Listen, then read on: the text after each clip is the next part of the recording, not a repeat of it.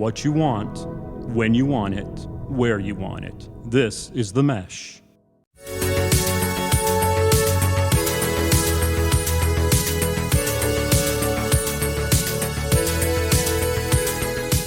Brothers in Tech is a weekly podcast focused on personal and home technology, helping provide you, our fellow brothers and sisters in tech, with some information, assistance, and recommendations. Today on Brothers in Tech, are you interested in selling things online, but maybe have some questions or concerns before getting started? Or maybe not even sure what websites you should use to sell your items? Well, Alan and Brian Jackson are here today to talk to you about selling things online on Brothers in Tech.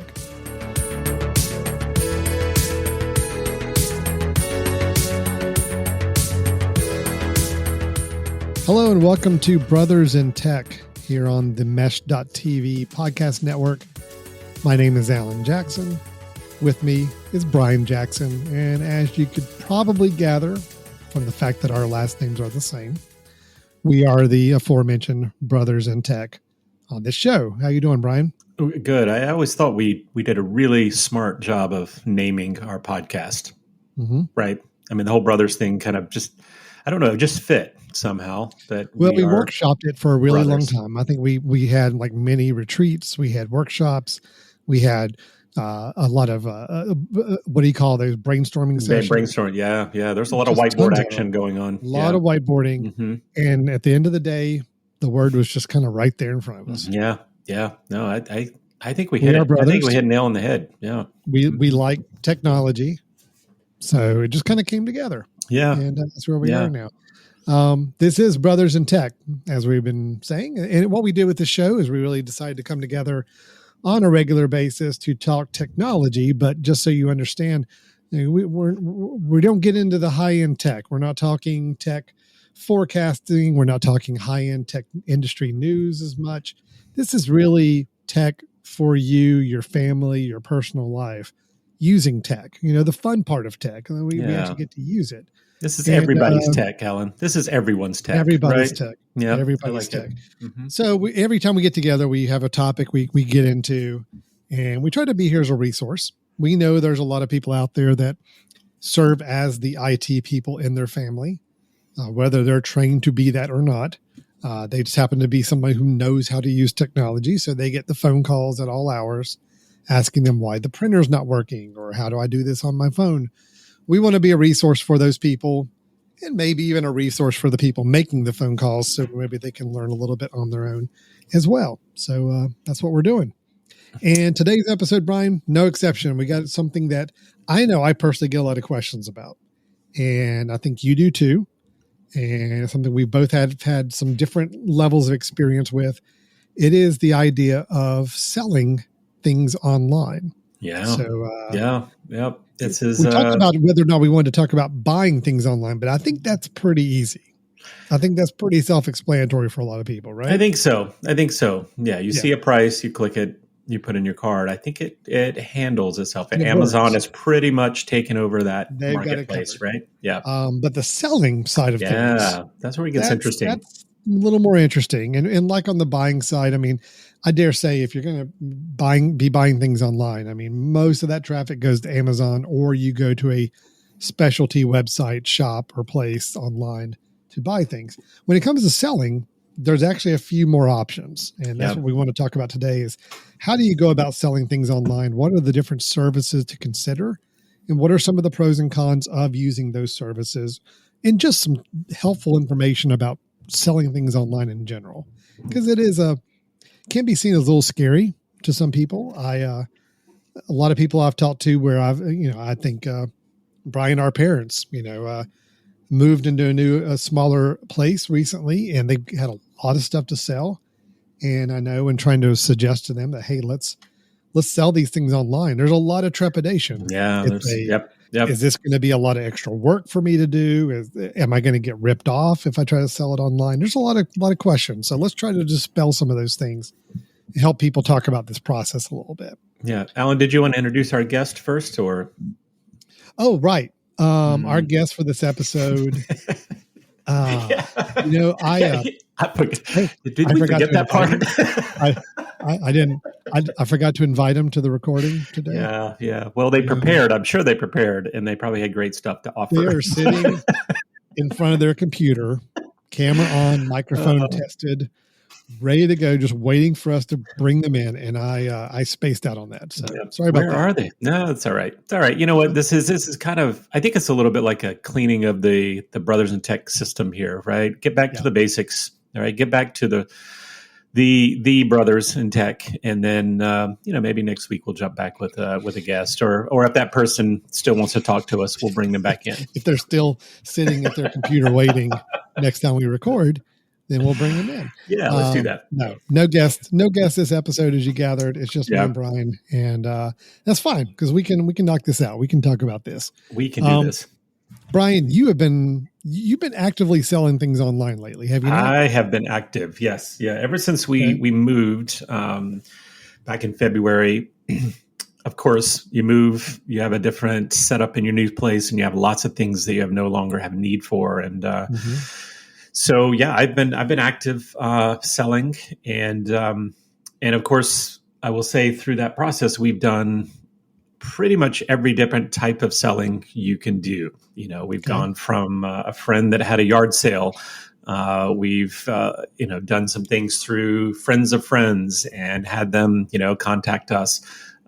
We have gone through the online portals that we'll talk about today. I think the main ones, and I think we've been successful, but I've learned a lot along the way about what works and what doesn't, and what I like and what I don't like, and things that I wish I would have done differently along the way. So maybe we can share some of those today. So yeah, I think that'd be great. I am needing to jump back into selling some things online because I, like you, moved about the same time. I know I've mentioned on the show before, we moved into a house about 6 months ago, and I've finally got around to getting all the boxes of things that we moved over and in storage organized. And there's a lot of stuff that I just don't need anymore, but it's still good stuff. So I'm going to be trying to sell those. So I'm hoping it's been a while for me. I used to do eBay a little regularly years ago, and I got pretty good at eBay, I think, for the most part. Got a handle on it. Felt like I was pretty productive on it. But I'll go ahead and tell you, I have never used Craigslist. And even though my family is very active selling things on Facebook Marketplace, my wife in particular, I am not. So I'll be coming into this with a little mixed experience here. So Brian, let's talk first about, where do you want to go first? You want to start introducing the platforms, or you want to kind of go some more general information? Maybe let's back up just a second, Alan. So so you're in a great spot here because you say you have a lot of stuff you'd like to sell, right? So let's take you as the example here, right? And we mentioned the parents that had some things, and there's some different people in different situations, but and I think that was a good start there. So let's just say, all right, you're going to start selling stuff, right? Let's think about what are the questions that you need to ask before you decide what method you're going to do, right? Okay. So if you told me, all right, Brian, I have a whole basement of stuff and I want to get rid of all of it, and I'd like to be as efficient as possible, right? Well, of course, there's a couple options there. One could be you do a yard sale and say, come and I'm just going to move it out here and I'm going to spend one day and then whatever's gone's gone, right? You could do, our parents are certainly different. They moved out of their house, left things, and did a estate sale, right? Which you have someone else take all the work for you, try to sell it, and take things away and put things on consignment that you don't sell then. So that's kind of nice and easy. But if you told me I've got individual things that I think each one of them has a unique. Each one maybe is pretty valuable in its own right. And I'd like to kind of control, I'd like to keep them separate. I don't want to do these package deals where someone says, I'll take the whole lot for this. Then I think it's smart for you to jump in on one of these onlines. And of course, being, semi-techie as you are, that I think you can handle kind of posting things, reviewing things, negotiating and all of that. So let's just assume you're ready. You're okay being on the computer, posting things and then accepting any communications that you have. So at that point, I think to me, the question that I try to do, because I have had a little bit of experience with eBay, a lot of experience with Craigslist, and a decent amount of experience recently with Facebook. So maybe let's talk with eBay. Why would someone want to use eBay? So let's think, what are the pros about eBay? I mean, what do you know about eBay, Alan? You've sold on eBay before. What's the reason why you would want to go with eBay? All right. So first off, I mean, eBay has been around a good while in internet terms. They've been around a long time. They're kind of the granddaddy of, I want to sell something. Yep. It's almost to the point where, people use eBay kind of like you used to use Xerox or other terms. It's kind of like, this is the term I use if I'm going to sell something online. So for that reason, it's great because it does have a big, large community. There's a lot of experience there behind it. But I think the eBay situation too is still, if you want to sell something and have a very large potential market to see it, you just can't.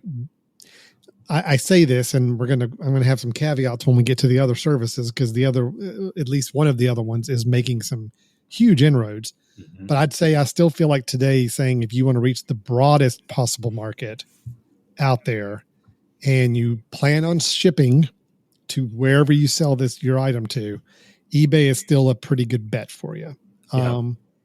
eBay does the bidding still as one way that you can sell, meaning you can set a threshold of where you want to make sure you sell this item for at least this amount, and then you can let people bid for a certain amount of time. And there's a good chance if you've got an item that's in high demand, you could come out with some pretty good sell amounts on it.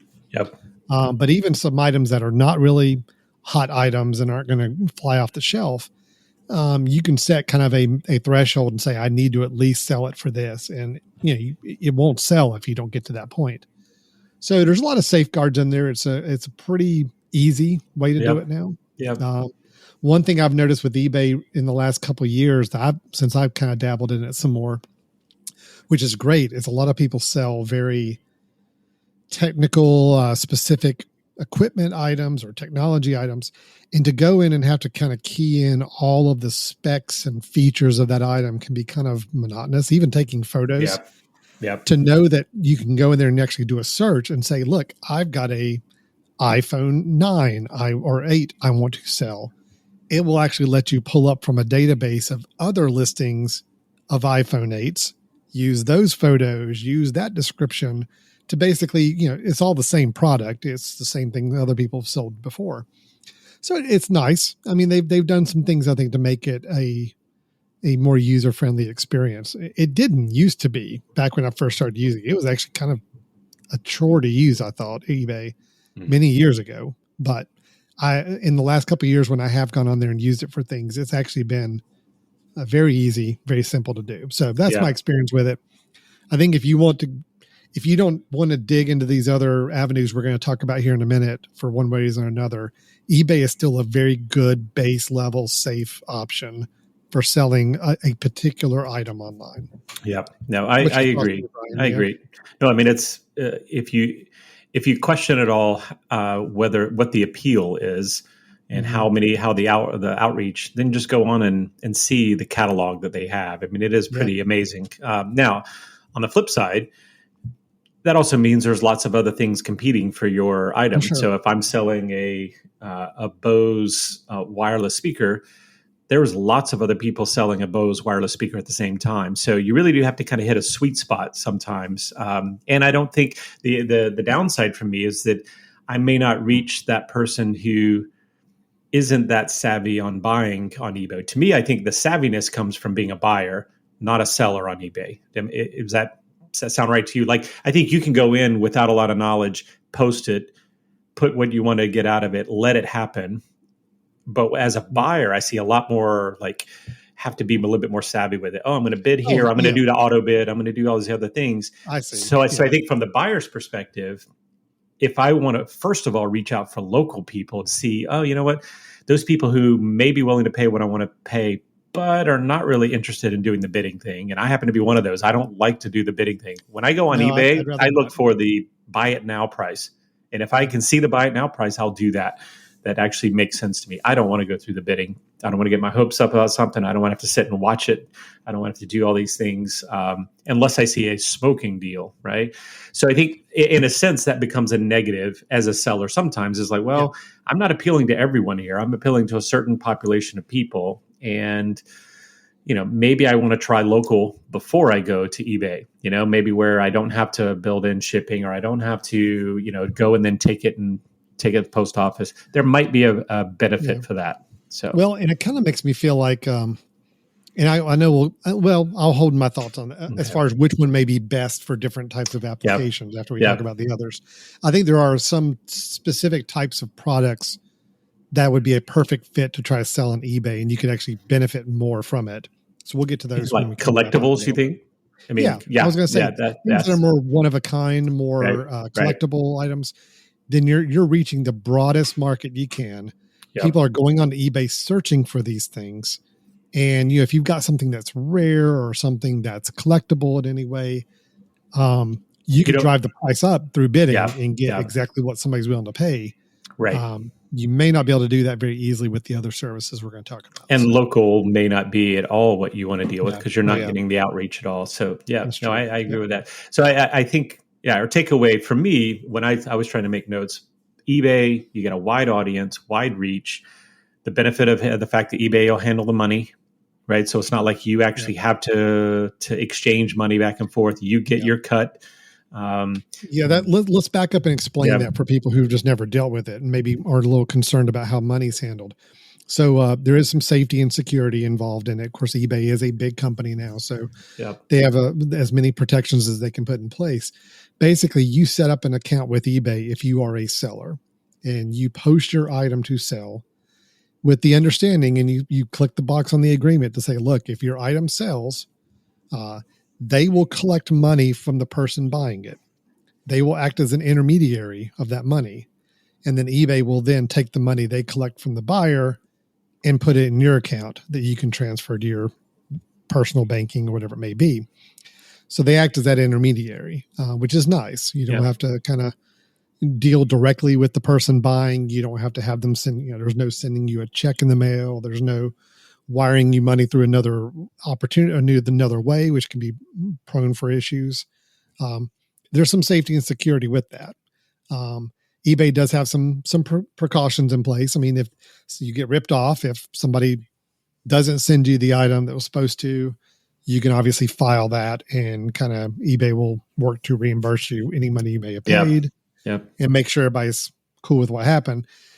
And all the people selling on eBay, their whole reputation is based on feedback and ratings they get from people they've sold to. So for them, in order for them to get good ratings, which means more people will be more likely to buy things from them, they obviously are not going to try to stiff anybody in the process or make anybody mad. So it's a nice symbiotic thing where sellers want good ratings, they want good reviews, so they're going to try to play by the rules. Buyers have some precautions to safeguard them in case they do get any kind of form of fraud at all. You're kind of covered.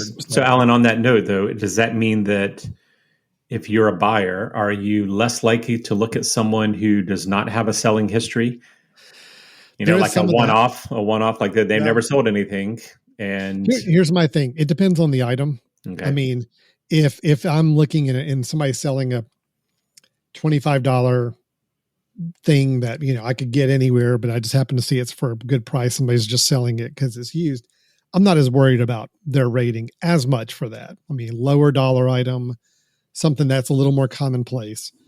But if I was in the market for a really expensive or more collectible piece of artwork of something, I'm going to pay some attention to the overall ratings and experience to that person, because there's opportunities for fraud, and I don't want to get ripped off by somebody who just hopped onto eBay, created a fake account, maybe has 5 reviews on them, and that's it. And then they're going to dump and run after that. So I do pay attention to the ratings. Yeah. And I will say, as a buyer, I've always kind of enjoyed seeing where it's potentially a company that's selling it as well. which at least gives me a 30-day return, or they have something that says, we guarantee whatever. Now, that kind of goes against some of the other things I like to do, which is the bartering factor, the fact that, you find that unique deal that, nobody else is maybe seeing, which is not what you're going to be on eBay. Everybody's seeing it. You're not, you might get a good price, but it's only if you happen to be looking for something where there's lots of these available and you happen to found the one that the other people weren't looking for. So, so I think eBay's still strong, maybe let's come back a little later, give maybe some tips on these different ones of kind of ways to be successful. But so let's look at the opposite end of the spectrum now. Yeah. So let's say going back to your situation, you say, you know what, I've got some things. I actually don't mind sitting on them. I'm in no rush to sell them. Right. I want a very inexpensive way, and I don't mind sitting on it for a while. And I'd rather it go to someone that I can look in the eye and actually exchange cash, or I can, assure that it's going to a good home, that sort of thing, right? You're a little bit more about selling local. So you're saying that you're okay with the idea of, I'm going to actually see this person or have some sort of physical transaction with them. Right.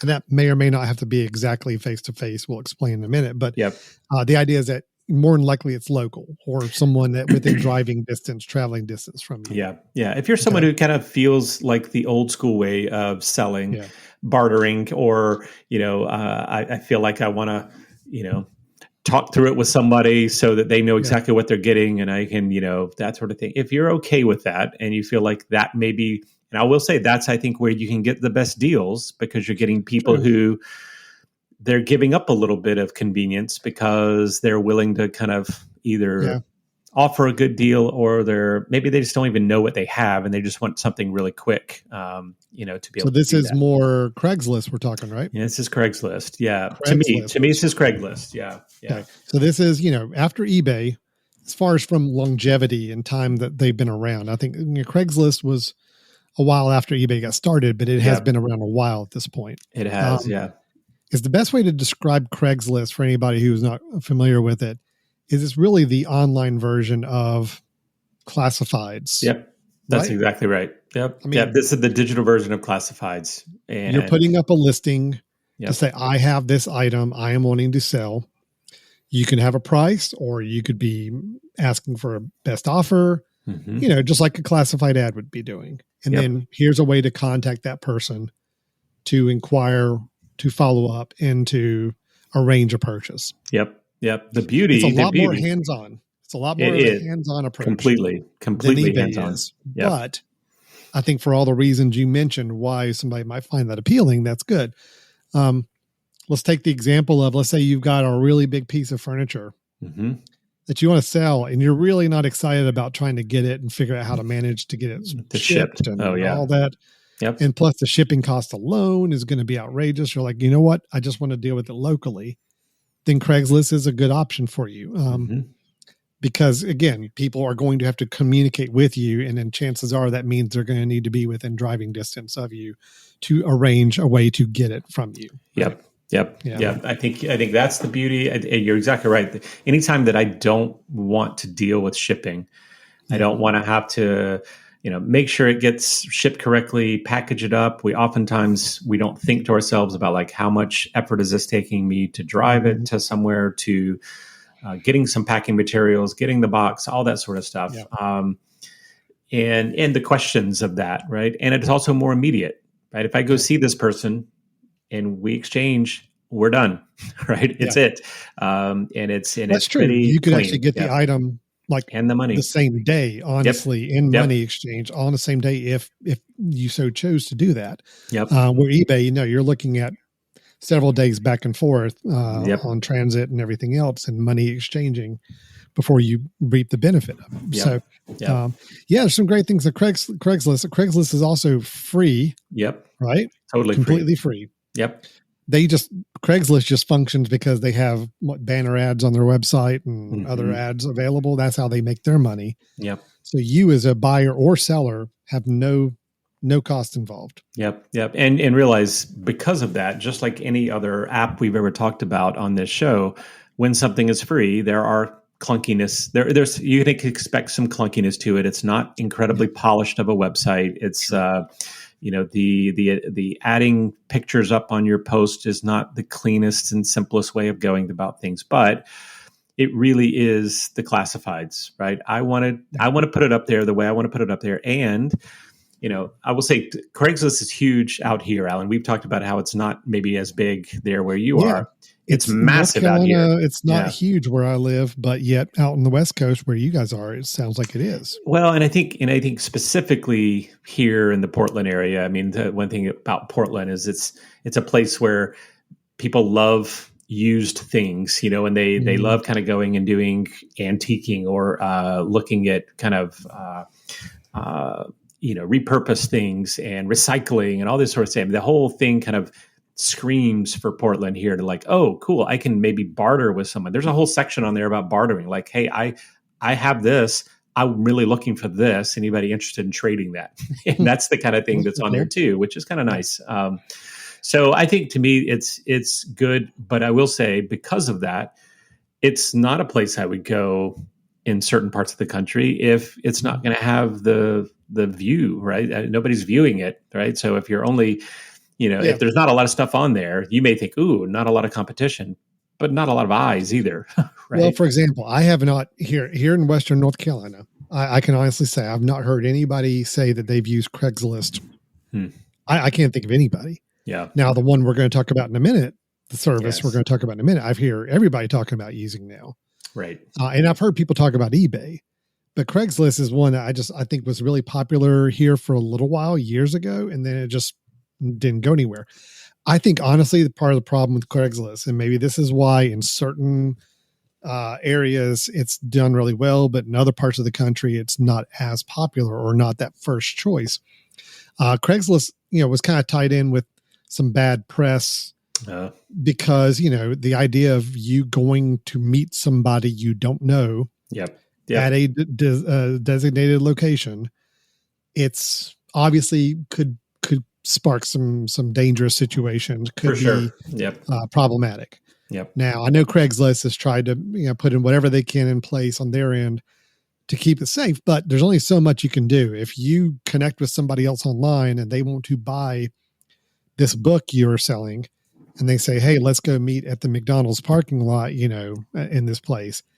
That's, I mean, it was still my wife when she was selling stuff, even through other services, would say, "Hey, Alan, will you go with me? Because I feel like I need to have somebody else there with me. I don't still trust that situation 100%. Yep. So that is still it is absolutely a concern. Yes. Yeah. And I'll still say there's a bit of excitement that goes along with that meetup, right? But also because of nervousness that you're like, who is this person going to be, right? But kind of goes a little bit, one of the tips I'm going to give later, which I'll go ahead and say now because it goes along with it, is always make sure it's a populated place that you're meeting, that you tell someone else where you're going, that sort of thing. I just sold something 2 days ago. I sold an old Wii system that I had laying around that I haven't used forever. And I said, I'll meet you at the Home Depot parking lot. And, when you get there, text me where you are. And they said, hey, I'm over close to this side. Great. I'm in this car. I don't pull right up next to them. I pull a little further away. We both get out at the same time, wave at each other. So we kind of know like we seem like normal people. And then, and then we go from there. Right. There's something about that. Right now, why did I do that? Why did I do Craigslist instead of eBay? Well, for one, eBay, I wanted to see if I could do it without shipping. Because when you have a certain level of price, then it's like, is it worth it for me to go pack it up? Even if the person pays shipping. And if someone's going to pay shipping, that means the value of it has to be enough for them to want to pay additional shipping. If I have a $5 thing, I don't mind on the way to work pulling over and giving someone this thing for $5, but I'm not going to go, even if they paid $15, I'm not going to go ship it. Well, it's a time. I mean, time is worth money. Yep. I mean, your time to go. I mean, I know trying to drop something off at the UPS store or some other place to box it and ship it is, they make it easy, but it's still time. It's still time you're spending out of your day. So you're right. You got to do some equations in your head. Is what I'm selling worth the effort of going to ship? And is it worth it to have a bigger national audience that could see my item? Right. Versus, is it something I think I could sell locally? I think there's a market for it locally. It's not a collectible item. It's not something with a really high unique value. It's something broad, a piece of furniture, Yep. Clothing, something like that, where it's okay to sell it locally and there'll be a market for it. Yep. And you're okay transporting it to wherever you're going to meet this buyer. Now, I will say something that I think has been kind of nice. I mean, I know, again, my wife has sold a lot of stuff online.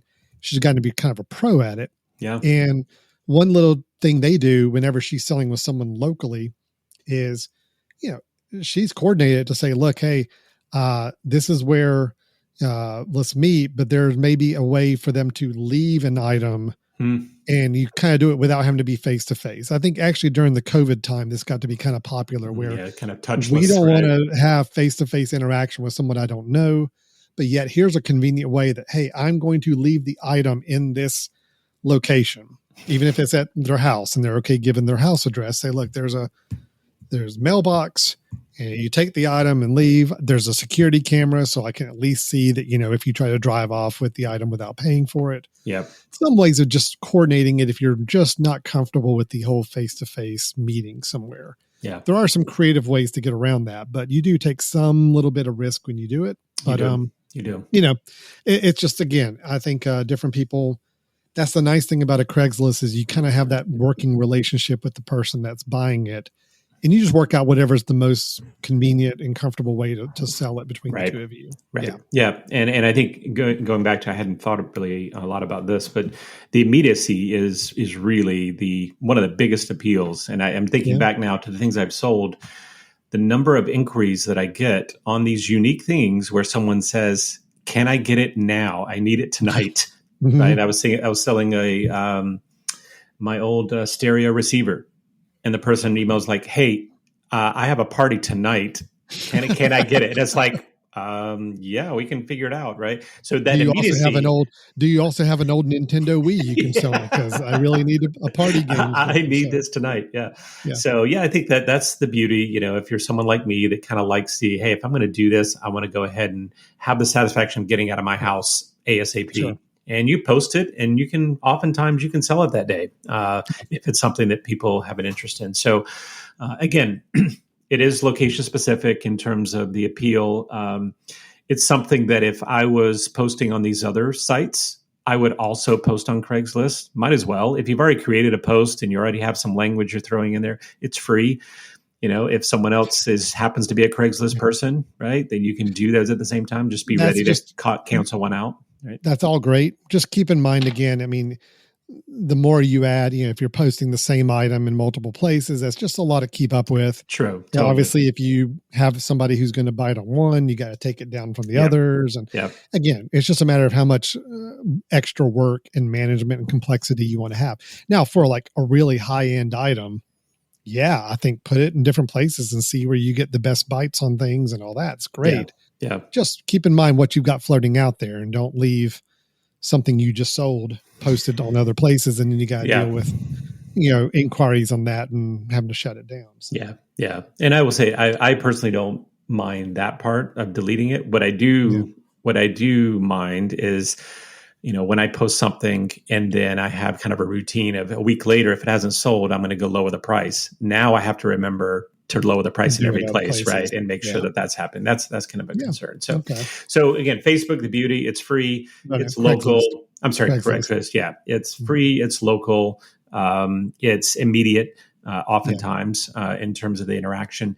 It is the closest thing to your classified ads. Like if you like the idea, if you were somebody who used to like reading or placing classified ads to sell things, this is the online digital equivalent of it, is Craigslist. No fees.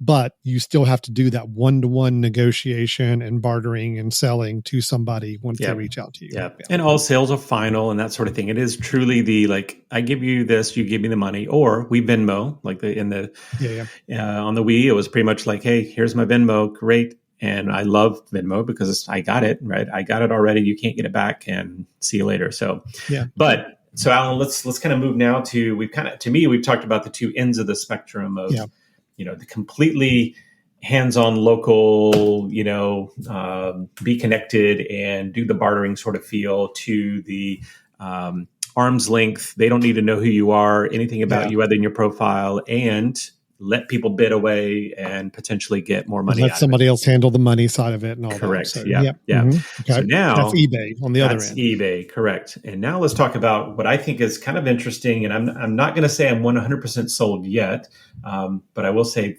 I think the Facebook Marketplace, which I know a lot of people are starting to get on now, is trying to do the best of both worlds.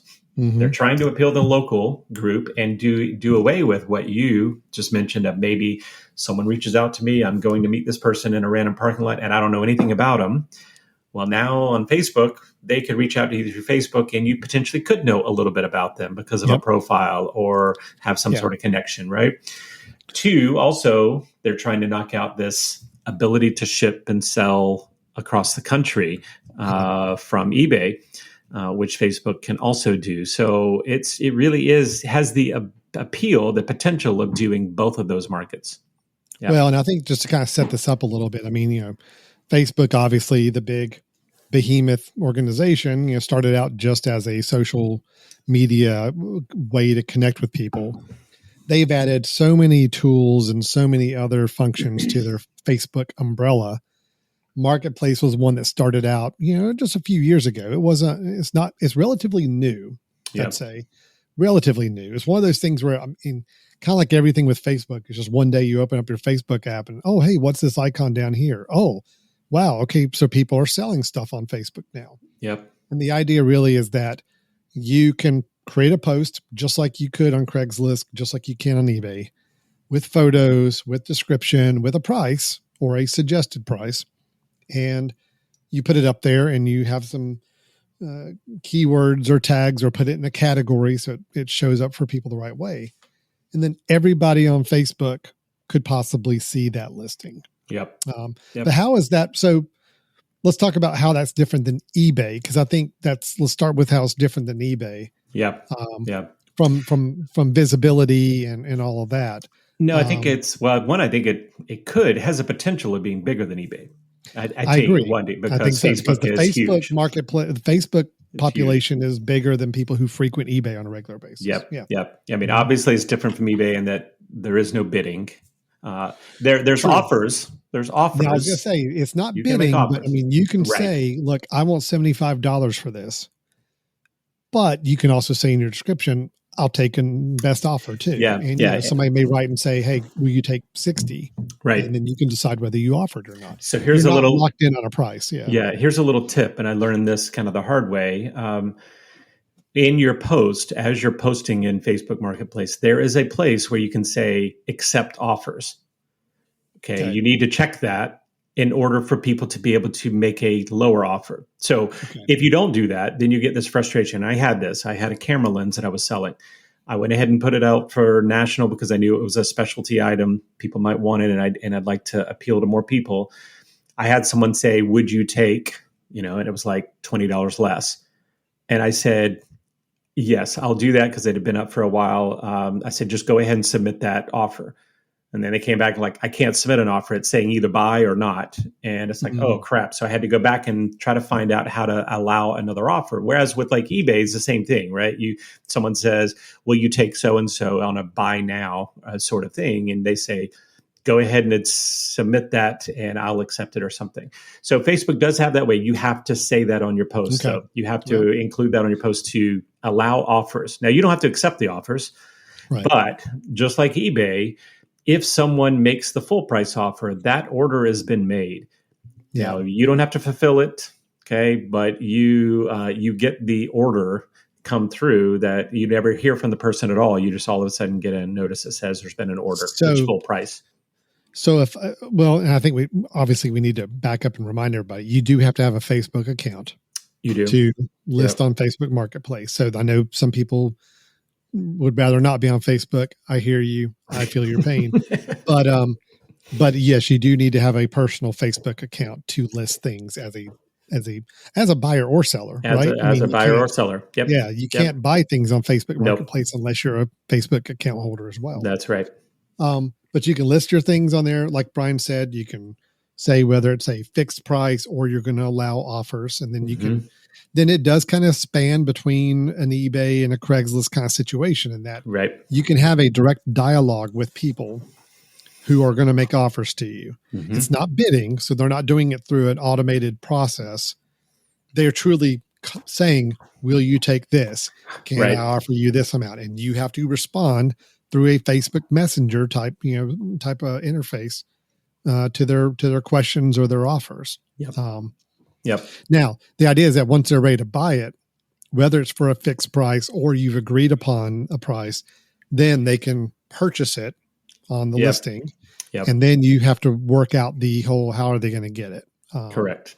And this is where I think is a little interesting. You kind of touched on it when you said you listed your camera lens as national, because when you make a posting on Facebook Marketplace, you are able to say, do I want to show this only locally or do I want to show it nationally? Right? Correct. Are there other levels or is that the only two distinctions? Okay. So there's actually a couple of options here. And this is another thing I think is a little bit odd to get used to, but if you say local pickup, I think the term is local pickup, right? Then of course it's only going to broadcast. So if you think about it from a buyer's perspective, if you've ever gone on Marketplace and you say, I'm looking for a dresser, right? And then it'll say like within what distance? And of course it'll show you all the local stuff first. And they'll say, here's things out of your location, but are able to ship, right? So if you want to only appeal to those that are local, you can say local pickup only. Like, I don't want to ship it. Someone's going to have to come pick this up. And then it becomes like Craigslist. This is just a Craigslist that quite honestly has some benefits because one, the communication comes through Messenger, right? Not your own cell phone. Okay. So at least you have some sort of control there a little bit. And there's another benefit in that, again, your appeal is a little bit wider. I think more people are on Facebook than they are on it's a bigger pool to work with. Yeah. Even local. But knowing, I was going to say local, especially. I mean, to me, here again, where I am in Western North Carolina, right now is kind of the default way. If anybody wants to sell something around here, it's Facebook Marketplace. And it's through local. I mean, if you want to sell it nationally, that's great. Facebook is handling the transfer of money online and providing the ways that shipping can be handled. And that's great. But if you choose to sell locally through Facebook Marketplace, then it is up to you, just like on Craigslist, to coordinate how do you get in touch with that person buying it? How do they get the item from you? How do you get it to them? How do you trade money? All that stuff. So again, talking about how this is blending between eBay and Craigslist, eBay collects a percentage of everything you sell online. I don't think we mentioned that before, but eBay that's how they make their money is if you sell something for $100 and they take 2 or 3% of it, they got, $2 or $3 out of it. Craigslist, there's no fees. We mentioned that. It's free. Again, Facebook, like you said, is that hybrid where if you want to sell locally, there are no fees. Correct. You coordinate the drop-off pickup of the item. You coordinate the money transfer. Facebook has no skin in the game. However, if you want to sell nationally or outside of your local area and there's shipping involved, then Facebook can be that intermediary to handle the money transfer between you and the buyer. And they can also help make sure there's shipping is being coordinated with you as well. Right? So that's good. It's a nice go between. I'd say half and half of the things I've sold on on Facebook Marketplace, I've done in person and found the local buyer and great. Then I just go and work out the details with the person like I would on Craigslist, right? They pay me on Venmo or some other way, cash. And then I just go back in and say, hey, this was sold and it's all good. The other half, I've opened it up to national and got a buyer.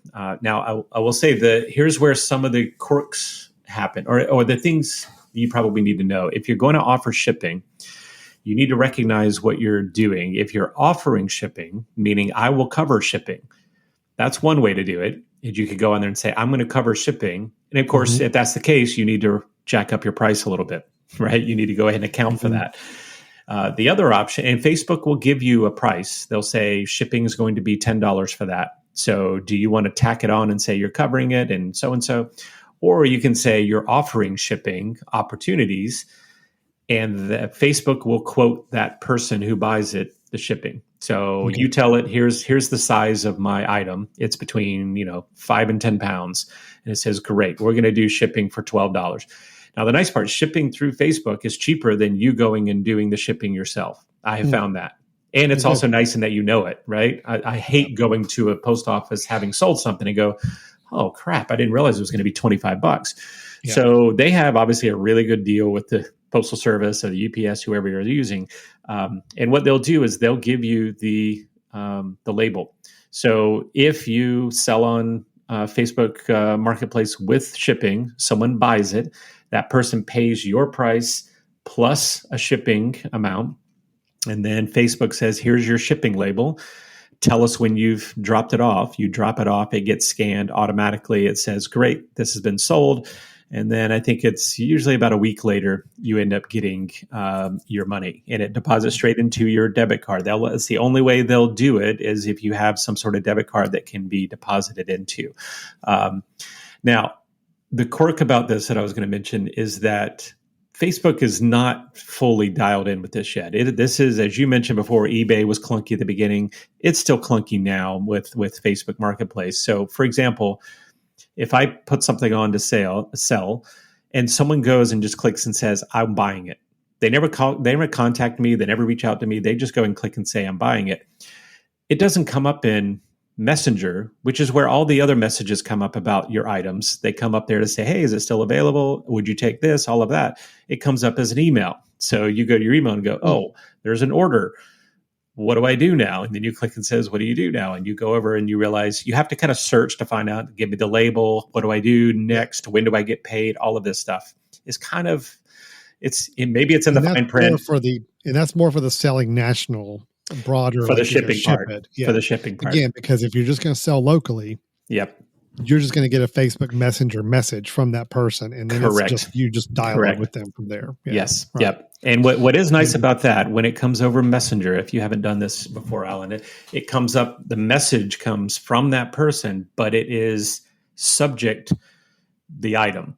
So like if you're selling several things, you come up with an item, because you can imagine if I'm selling a lot of things on Craigslist and I put my cell phone number in and say, text me, I get a text says, will you take $10? I don't even know which item they're talking about, right? True, yeah. So whereas this one comes up, it says speakers, will you take $10? Great. Yeah. And if they're local, then I say, I will. And, if you can pick it up today.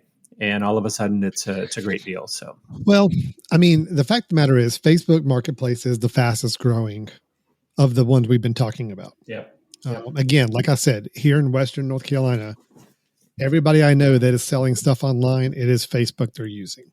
I don't hear anybody using eBay anymore, hardly at all. And I definitely don't hear anybody using Craigslist. Now, Craigslist is still popular up in your area, but yep. I would imagine Facebook has continued to taken build over. Popularity as well. Facebook's taken over. Yep.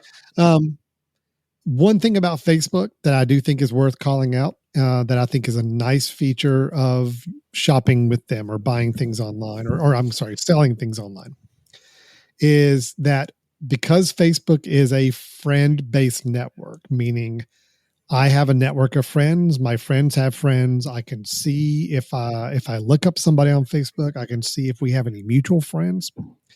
That's a nice, comforting feature, especially if you're selling locally. Yeah. That if you wanted to look up somebody who's going to be buying an item from you, and you happen to see, oh, hey, we have a common friend in this person, that's automatically going to put you a little bit more at ease from that safety, security standpoint about meeting them or coordinating a sale. It gives you some great information about the person that you don't get through eBay or even Craigslist. There's no way to do that on those services to really learn about the person.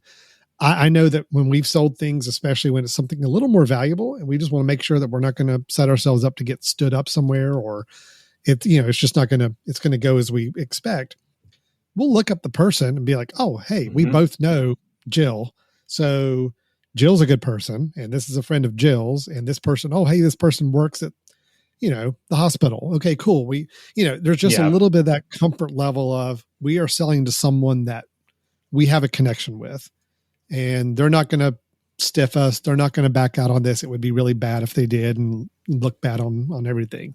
Yeah. So that's something Facebook can play as an advantage that, none of these other services can. So Yep. I agree. And and I think, like I said, as much as I may dislike being on Facebook for different reasons, if I'm looking for something, I'm going to Marketplace and doing a search for it, because if I can find it locally and I can, as you said, make a connection to where I feel comfortable with the person, there's a lot of benefits there. So, to me, Brian, as we kind of start to wrap this up a little bit, I mean, I think there are other ways to sell things online, but I do think with the three we mentioned are the ones that probably consist of over 90% of the combined marketplace for selling things. There's an app I know. What is it called? Let Go. I know it's tried to pick up some steam the last couple of years, and some people mention it. But if it just doesn't have the reach, I mean, why as a seller would I go onto another service other than these three if I'm trying to reach the biggest audience and potential buyers I can? But I do think all three of these services we mentioned do have a kind of a something they're good for, really good for if you're going to pick one. Yep. As we mentioned earlier on, I do believe eBay is probably the best bet if you're selling something that's rare, that's collectible, one of a kind item, has a very niche audience need for it that would maybe hard to find locally. Like if I had an old classic video game that I knew could probably sell on the open market pretty, it's a classic one. Maybe it's an old game system. I'd probably go into eBay because I feel like I want to reach a national audience. I don't mind shipping it, and I feel like it could grab a higher dollar. Yeah. If I sold it locally on Facebook, I might get a couple offers here and there, but probably not the same dollar amount I would from people who are true people looking for that and searching for it online. So that's how I think eBay is a good fit for. Artwork, collectibles, very unique items are all good for that. Well, and Alan, isn't that why? I mean, eBay has also become kind of the online picker location. It's a lot of people go and buy unique things because they want to resell and do it another way, which means they're constantly looking for good deals, constantly looking for things. You're right. Yeah. So I think that goes along with the idea of unique, hard to find items that they think maybe are undervalued, and they can figure out a better way of doing it. So now, by all means, we're not saying eBay, that's the only stuff you'll find on there. You'll find everything. People are selling everything on there. But I think if you are yourself trying to sell something, that may be the kind of service to look at to get the best value out of a particularly unique collectible item.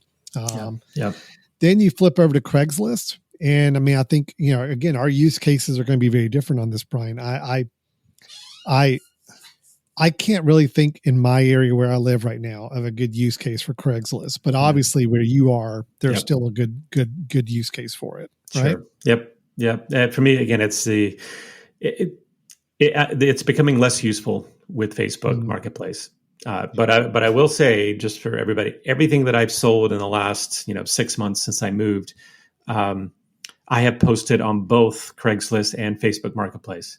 I post them at the exact same time, exact same post, because why not, right? It only takes me a few more minutes to do. And yes, I have to manage both, but I do it because I see more appeal. And I've gotten probably half of my purchases from Craigslist and half of them from Marketplace. So I was going to ask what your sense. success rate was on that. And it's about 50-50. So it's working. Yeah. So. Well, I almost look at it, Brian, as almost somebody, if you're somebody who despises Facebook, really doesn't care about Facebook, has had no intention on building up your own network on Facebook at all, then Craigslist. If Craigslist is popular in your area, then you're going to get some good exposure from it in your local area. If Craigslist is not popular in your area, and the only way to know is to hop on Craigslist and do a search in your own area and just see what all's out there. If there's a lot of things for sale or not. If it's not popular in your area, just be mindful of the fact that you may put it out there and it may take a while, or it may have to take a really low offer to get something sold if you just don't have the exposure to people using Craigslist in your area. So Alan, I got a couple tips here. I want to make sure I get out there about each one of these, having used them. And actually, one maybe not a tip, but another cool thing about the Facebook Marketplace that's different than Craigslist is that I can go on my posting and see how many people have viewed that post. I can't do that on Craigslist. So I can see like, oh my gosh, people are really active on this. So it must be a price issue. I'll lower it $5 and all of a sudden those same people who are watching it, right? You can't get that on Craigslist. eBay, right? You can see it. But again, you're Yeah. not dealing with local sales on Yeah. eBay. So if you're looking at local sales, yeah, it sounds like Facebook would be good for that, getting more knowledge about who's viewing your item. Yep. Yeah. And know whether or not your price is right and all that stuff and not having to repeat it. So here's a couple of little tips. Craigslist, because of the safety issues you mentioned earlier, do not put your cell phone number in your post. Now, you may be thinking, well, gosh, that means they're only going to email me through a Craigslist email. Now, they don't actually get your email. They get a Craigslist email address that's just for that posting. So that's safe. But you may be somebody who wants to be texted, which I do. I'd rather you text me and ask me if it's available, right? But if you put your actual number in there, you will get lots of bot calls right away because you got these bots that are searching through for the phone number. So the way I do this is I go in and I spell every other number. I'll put, the FIVE I see. 0 THREE, and then I'll just spell it out and say, text if interested. And it seems to work pretty well, that you don't get the bots coming. So just so we're clear on what you're doing there, Brian, that's to make sure that when we say bots, these are like automated computer systems that are just scanning web pages for phone numbers. Yep. And using those phone numbers to send out spam calls or anything like that too. Yep. So you've avoided that by spelling some parts of your phone number out with the corresponding letter on a keypad. Yep. So that way a bot won't be able to process it. It's not realizing it's a phone number. Yep. Yeah. And I tell you, and if you wonder if that's the case, you put your phone number on, and the moment I post it, the moment I post my cell phone number, I would get probably 2 or 3 things that said, hey, is it still available, on a text. So of course I'm like, oh, cool. People are excited. Yes, it's available.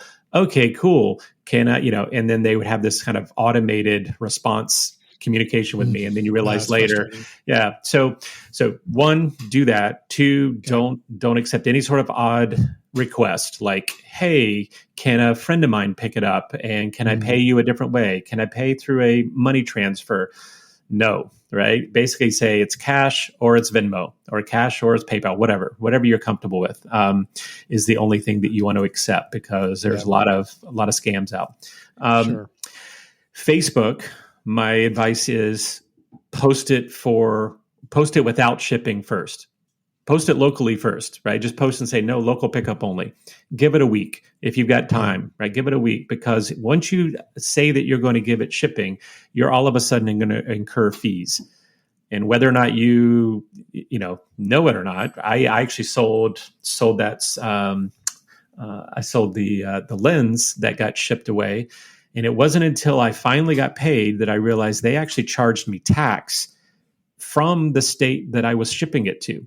So Oregon doesn't have sales tax. Normally, when I sell something to someone here, I don't get charged with it. Well, I got charged tax on that and didn't even know it was going to happen. So if you can get it locally, you're better off, right? Now, if you don't want to deal with someone local, sure, do shipping. But then if you're going to do shipping, raise your price so that what you get out of it is actually going to be helpful. So you're saying your recommendation is list something locally for like the first week. Yep. And if you can sell it local at the price you want to sell it for, awesome. Perfect. You don't incur any fees. You just have to coordinate getting it to them. And you get money right away, right? You don't have to wait on money. Yep. But if you, after a week or so, if you're not getting the bites and you need to broaden it out, then go national. But just know that once you do, you will incur fees once it's sold, and you're going to have to coordinate the shipping. Yep. Granted, Facebook makes it pretty easy, but you're still going to have to take some time to do it. You're going to have to box it up. You're going to have to make sure all that's happening. eBay, the only tip I have is I despise the bidding process myself. It's really frustrating. And what's really frustrating now is the whole auto bidding thing, where you can go on and say, yes, I'll do auto bidding. Because, and if those who don't know what that is, you can actually tell eBay, guess what? I am willing to go up to this price. So please bid for me. Anytime someone outbids me, bid back again, as long as it's not above this price. Well, basically what you're doing is saying, go ahead and bid me up to that price, because it's going to be a bot back and forth automating this thing, and it becomes really frustrating a lot of most times. of the time. Yeah. Sometimes, I mean, Sometimes you can get it. Yeah. I've done it. I'm like, look, $90. I will be willing to pay $90 for this, but I'm bidding 50. Yeah. So let's just see what happens. And Except auto bidding knocked me up, and then it's like, oh, I only had to pay $65. Okay, Yep. that turned out pretty But good. let me give you the downside of that exact same notice. I was bidding on a speaker, and I was really excited about it. I was the leader of this bid for quite a while, and I went ahead and had told them the auto bid was up to X amount, and I wasn't there yet, wasn't close to that yet, which was great. Coming down to the last minute, right? 30 seconds left. All of a sudden, it goes boom, boom, boom, boom, boom, and I'm outbid. Well, I don't have enough time at that last minute to go and say I'm changing my auto bid up to a certain amount, and I lost it. And it was just this whole kind of frustrating last minute sort of thing that takes your time. If you're someone who really, like say, if you're a collector and you're willing to do this all the time because you've got 20 bids going on at once, this is cool. That's awesome, right? But it can be really frustrating. If you're someone that says, look, this is the maximum I want to pay. If the bids get up to that point and I don't want to pay over $70 no matter what. Yeah. Then I'll set my maximum at 70, go ahead and do auto bid. Yeah. If I get it, cool. I'll get it for 70 or less. If it goes beyond 70, even at the last 30 seconds, I don't want it. I don't want to pay it anyway. That's so true. I'm done. That's true. So it's just you got to gauge the situation. Yeah. Sound like, if you might have been willing to pay a few dollars more than what you set as your maximum. Right. Unfortunately, you're not going to know until the last 30 seconds about whether you're going to get it or not. So, and I still have no idea what happens with two auto bidders at the very last second. It pretty much means if there's two auto bidders, it's going to go to the max of the auto bidding automatically. Whichever person put the higher max. limit. Yeah. Or whatever the auto bid is. It's a lot more hands-on. You're right. Yeah. Now eBay did, years ago, even though they were all bidding for the longest time, it was only bidding. They did roll out many years ago the whole buy it now option. Yes. You can just say, look, this is my fixed price. If somebody just wants to buy it with no bidding, this is the price. And first person who offers to buy it now gets it. Yep. And I do like that because, if I don't feel like handling the bidding, I go to the buy it now and just hit that button.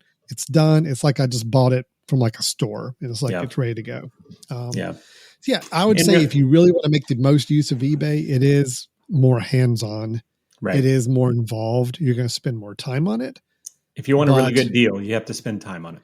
Yeah. It's like the picker. It's like the picker, right? You have to search, you have to spend time on it, and you have to be willing to lose it. Yeah. Well, and again, if you're selling a $1,000 piece of collectible artwork, it's worth your time to go in there and say, yeah, I definitely want to make sure I get top dollar out of this as a seller. So yeah, I'm going to manage this. I'm going to be on it watching to see what's happening and making adjustments where I need to and be willing to put the time in. So yeah.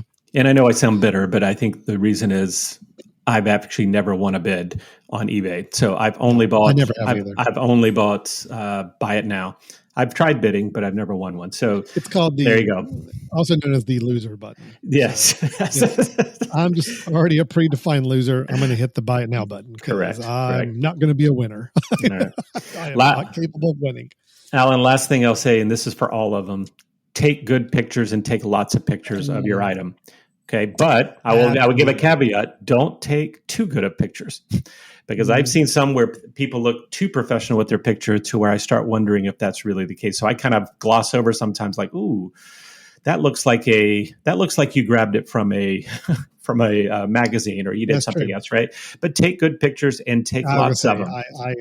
The thing is, just think about like if you were to walk into a store, if an item that you're looking to buy is not shown, presented well, where you can actually get a good feel for what it looks like, or it's kind of in a pile of stuff somewhere, you're less likely to want to buy it. And that's the same way online. Right. You see really poorly lit photos where you can't really make out what condition it's in. Any of those things, people just aren't going to buy it unless it's a ridiculously good price and deal. And I'd also say not just having good quality pictures, but take pictures of everything that someone might want to ask questions about. Because I tell you, it will bug you to no end for someone saying, oh, is this the model that does this? Is this the model? I always take a picture of the model number on the bottom by its own picture. I'll often put a link in my description of the actual page where Where they you can can buy see it it. new. So you say, this is Well, what it and is. that's right. You go ahead. And that's right? what I was saying with eBay, at least. I mean, if it's a common product, you can actually go and say, I'm going to list a JVC Yeah. 46-inch TV, and it may already have that pre-populated and say, oh, is this the model? And if so, And it we has can all go ahead this and plug stuff. in Yeah. all this That's nice. boilerplate text, so you don't have to type in every feature and every spec on it. Yeah. The other thing with the photos, I'll say too, I know this may go against the idea of a salesman mentality, but take photos of even the problems or scratches or cosmetic problems on it. For sure. Because the last thing you want to do is send this unit off and the person who buying it thinks that they're getting something with no defects, and then they get it and they are not happy. And then you got to deal with returning or getting money back or whatever.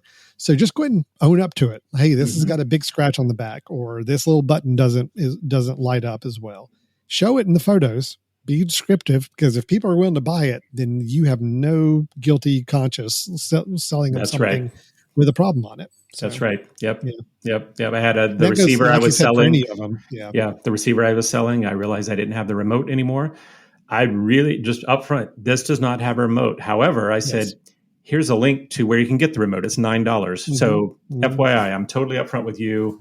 Everything is as shown. And and I think it gives you a lot of security in the long run of selling things. So take good pictures, write good descriptions, and be accurate about what you're doing. And it's well worth what you may lose in a couple bucks here or there with the hassle of making sure it doesn't come back and you don't get, someone annoyed with you. Nobody wants to deal with returns. I mean, stores don't want to deal with returns.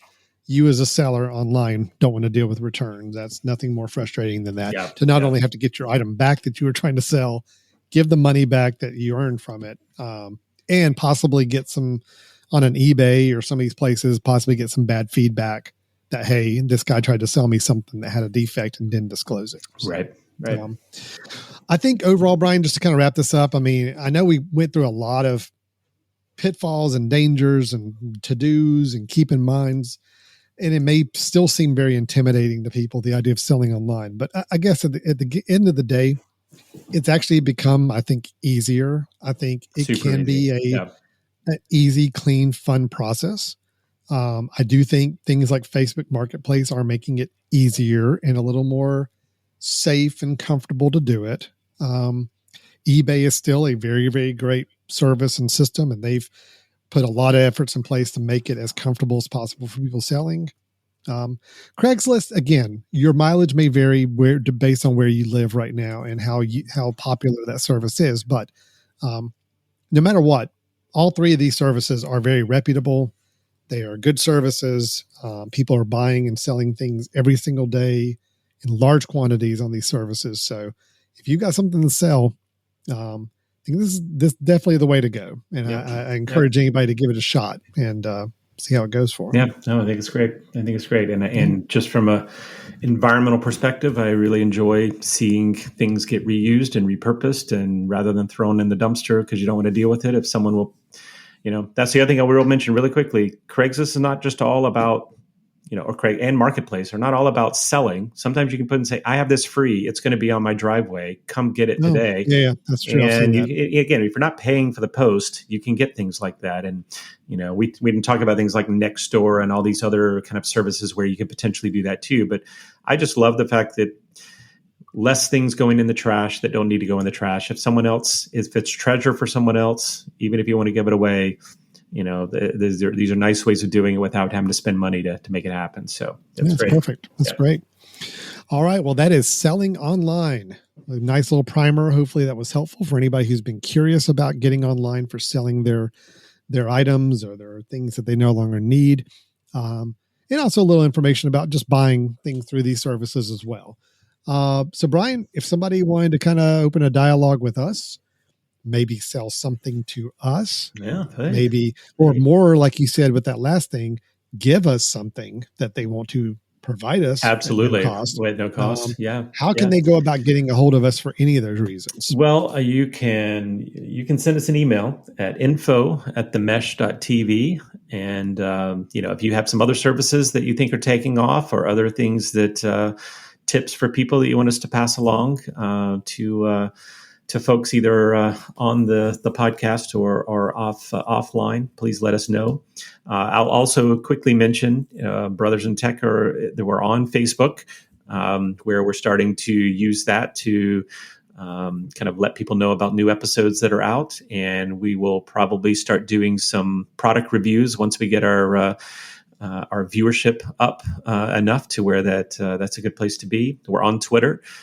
So if you're someone that is just eager to either have more information, quicker access to us, or see some unique information we're going to put on those services, check us out. So, yeah, a lot of ways to contact us, a lot of ways to get a hold of us.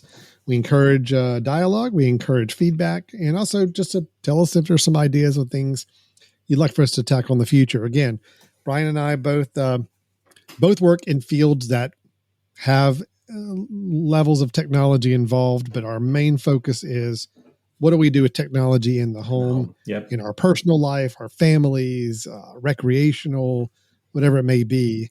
Day-to-day, everyday use of technology is what we're here to talk about. So thanks, everybody, for listening. We will look forward to talking to you next time. We should have a guest lined up the next round, I believe. Yeah, we'll try to let them know this time. And we'll be back to just me and you again. But thing is, Brian, we'll find somebody. Yeah, we'll find somebody. Hey, if you're interested in being a guest, look us up to contact us. Yeah, we'll do blind auditions. Oh my gosh, that would be wild, wouldn't it? It'd be fun, right? Yeah, we could do that. Drop us a line. We'd be happy to have you as a co-host for a couple episodes. So.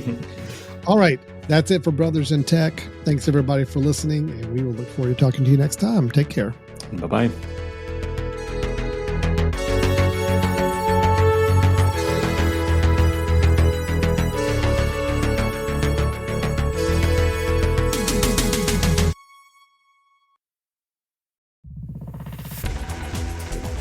You've been listening to The Mesh, an online media network of shows and programs ranging from business to arts, sports to entertainment, music to community. All programs are available on the website as well as through iTunes and YouTube. Check us out online at themesh.tv. Discover other network shows and give us feedback on what you just heard.